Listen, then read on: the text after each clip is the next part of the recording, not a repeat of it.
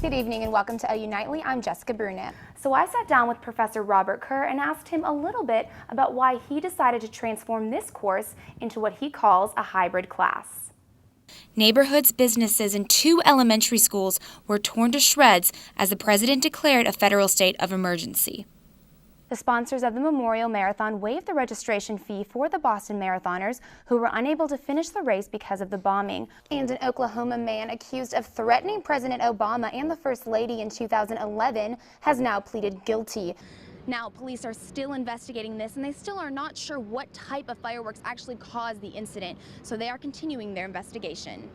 Reporting from Advocate Christ Medical Center, Jessica Bruno, NBC 5 News. Well, today is the highly anticipated full city council meeting that will determine the fate of Wrigley Field. Well, coming up a little later on OU Nightly, check out this cute little guy. We'll tell you why this newborn got a special name. I met with 2 OU seniors who had an interesting break-in experience last week. Andrew Malati and Forrester Zeit live on Chautauqua Avenue right behind campus. Last Tuesday around 4 in the morning, they were woken up by something they were not expecting.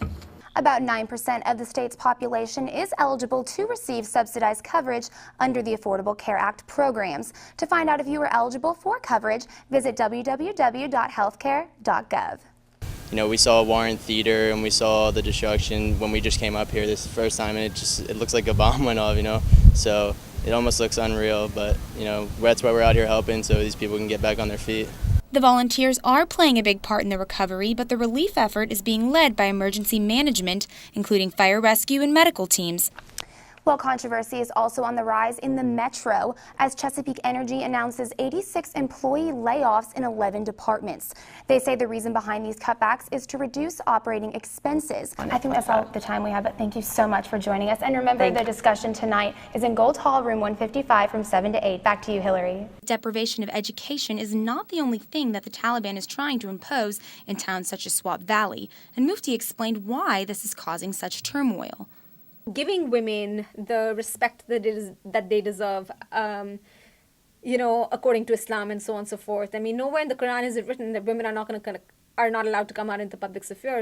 Well, just a little bit before midnight last night, Rod Blagojevich and his lawyers filed an appeal challenging his 2011 14-year sentence for corruption conviction. In federal court on Tuesday, 55-year-old Mark D. Grogg admitted to making phone calls to the Secret Service, but claims he was only engaging in careless talk. As the Moore community continues to come together in a relief effort, Jessica Bruno, OU Nightly.